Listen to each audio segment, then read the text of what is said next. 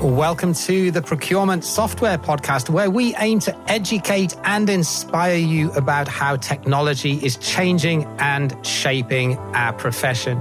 The truth is, there's never been a more exciting time to be in procurement, but only if you're one of those organizations that's embracing the change and driving new developments. And this podcast is all about giving you the tools to help you get there. So buckle up and let's get right into this week's show.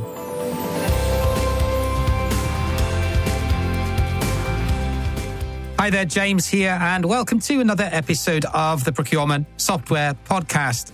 Today, we're looking at a topic that goes beyond the software and focuses more on the people, the politics, and the organization.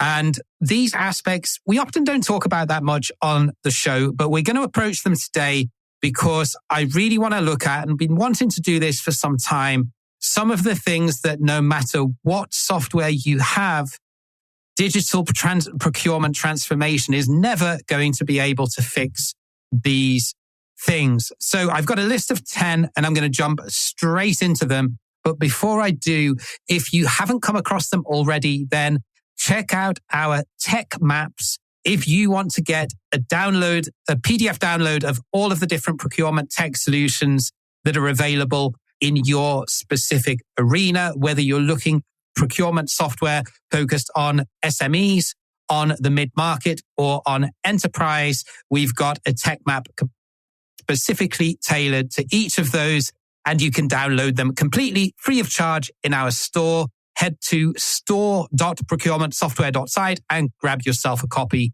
right now. Anyhow, enough of that. Let's get straight into this week's episode. So here are 10 things that digital procurement transformation will never be able to fix.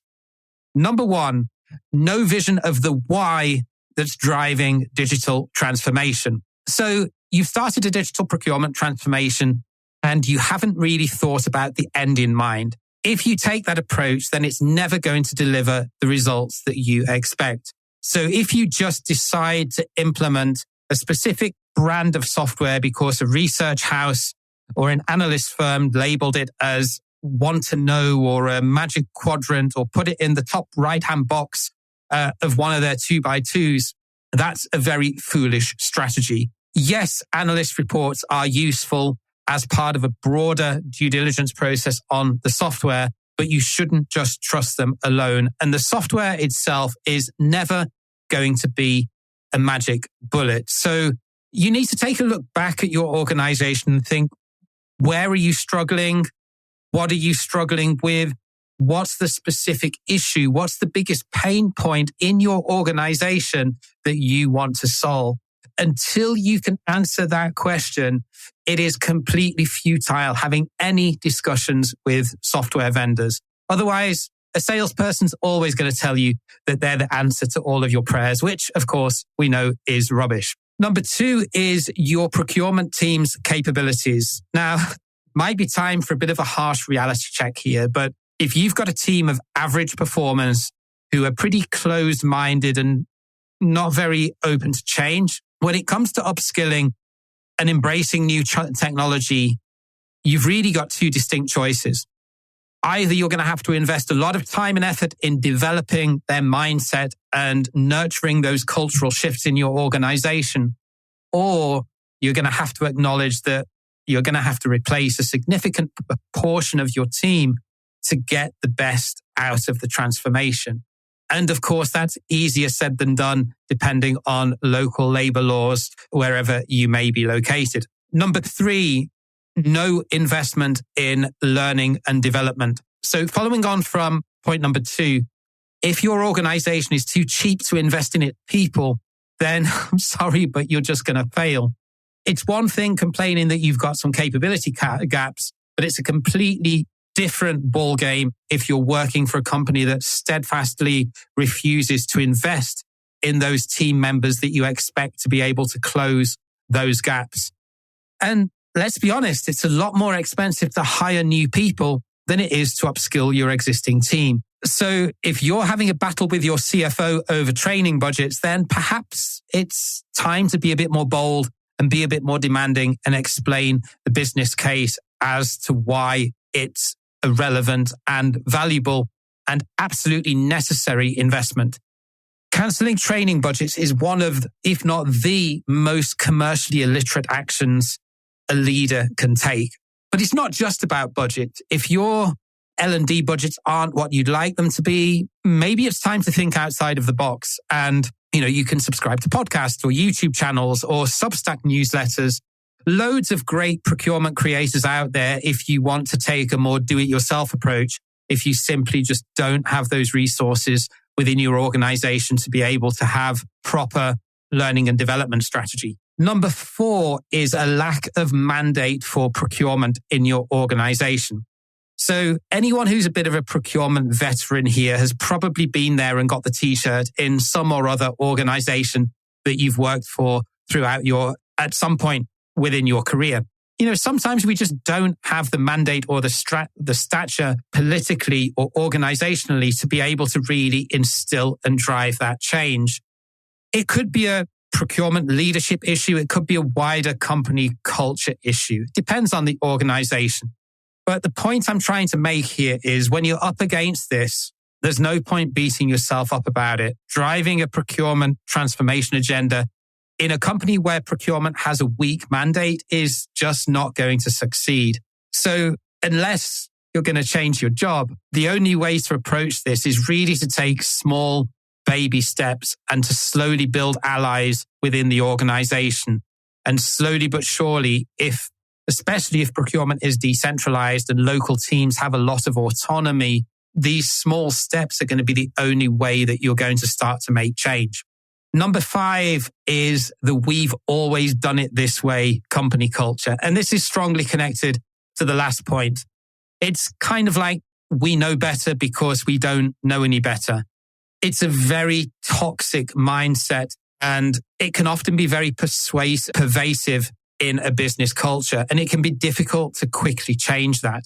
And it's also, if you're in a leadership position in a company that acts that way, it's really being aware enough to recognize what you can and what you can't change when it's a wider cultural issue. Sure, there are certain aspects that you can do to shift mindsets in your own team, but if you're a lone wolf and trying to hold back the river of a very fixed mindset in your organization around how people think and act, you really have to face up to that and again, build allies in a slow, small, steady way to make some incremental wins. And as frustrating as this may seem, it's the only way that you're going to figuratively turn the oil tanker around. Number 6 is misaligned procurement KPIs. So if you've got a bunch of KPIs in your procurement team that are fundamentally misaligned with those of the wider business, the good news here is that this one is much easier to realign because either the business doesn't understand procurement's wider value beyond just being a transactional negotiation and price reduction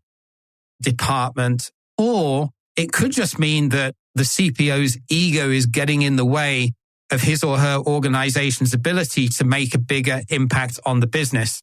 Let's take the first one. If the business doesn't really understand procurement's wider value, that's usually a PR or an internal comms exercise. It's about lobbying the CFO and indeed your other senior business stakeholders to reorient their targets towards a more greater added value aspect that procurement can deliver rather than just hard savings. If it's an ego problem within the CPO or his or her senior leadership team, that's more of a mindset thing. So is the CPO acting in that way just because they want to grease the pole for their next move up the corporate ladder to another role? Or is there a genuine desire to become more of a valued business partner?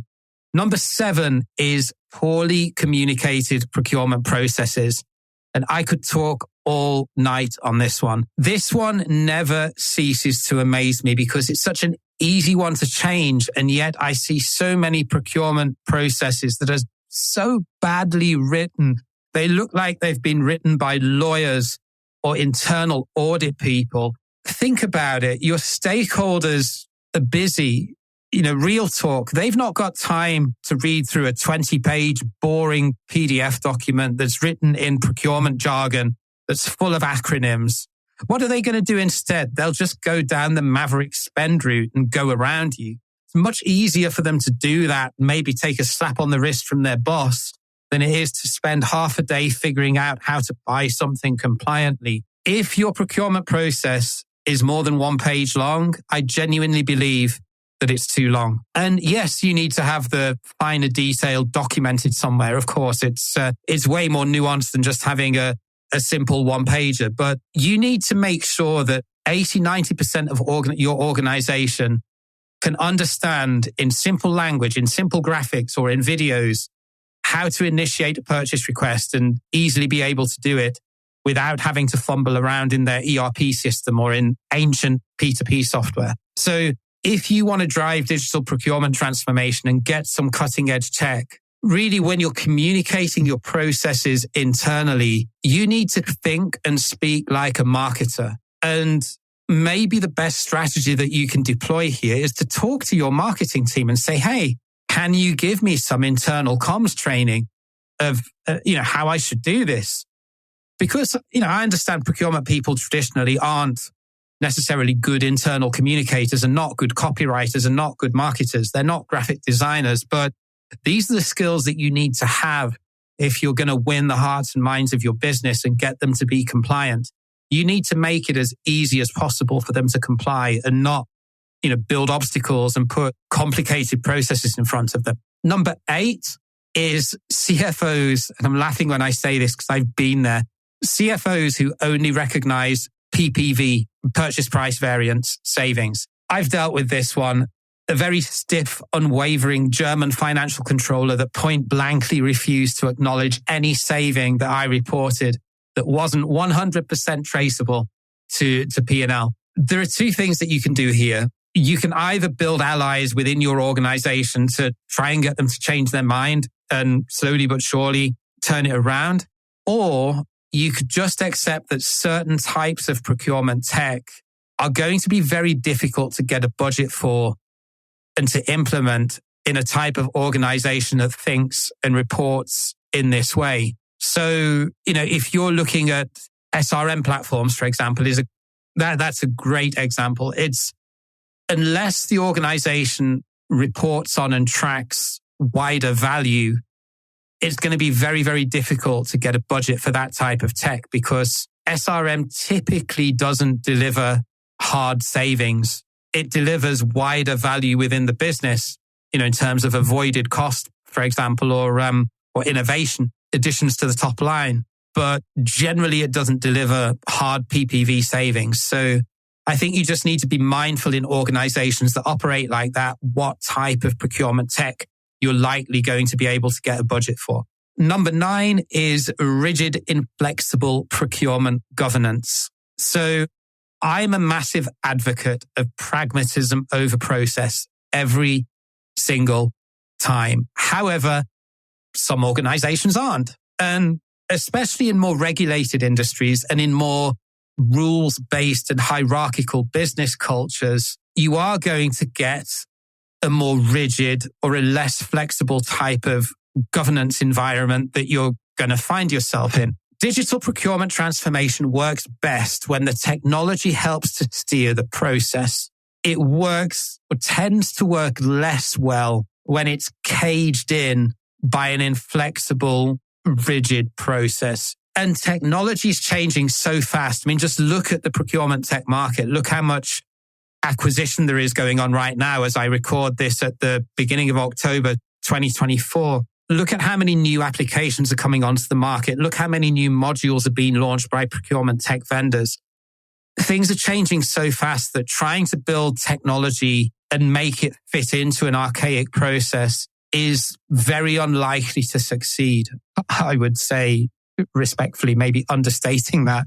So trying to make this technology fit like a glove into this rigid box is always going to be a difficult challenge. And then finally, number 10, and this one is kind of all-encompassing, and it covers a few of these that we've already touched on, but it's a more general toxic work environment. And suffice to say that software is not the silver budget that is going to cure a lot of underlying cultural issues within an organization. If procurement is not respected, or if procurement doesn't have the mandate, or if there's no investment into training or into people or into development within the procurement function in that company, a piece of technology is not going to make this any better.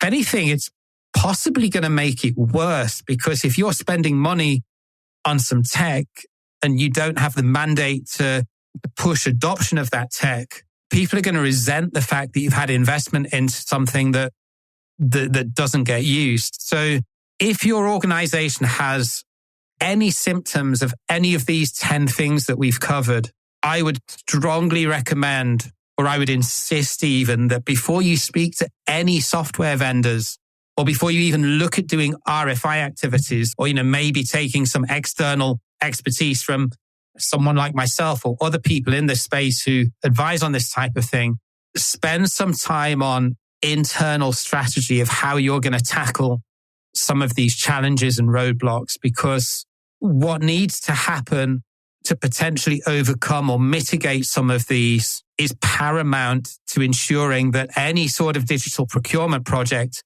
will be a success. So those are 10.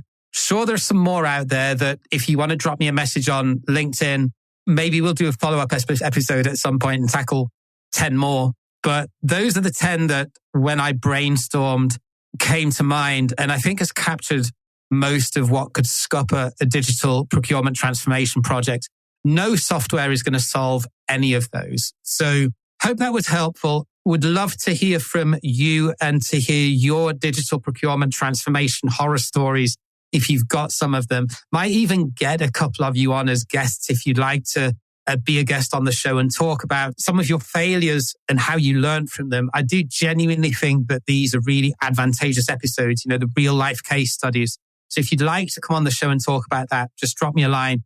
Would love to hear from you.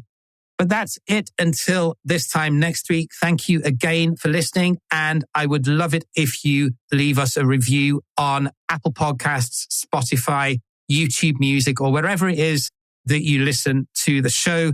And also, if you haven't already, just click on that follow button in your podcast app so as you get notified each time we launch a new episode. Take care wherever you are in the world, and bye for now.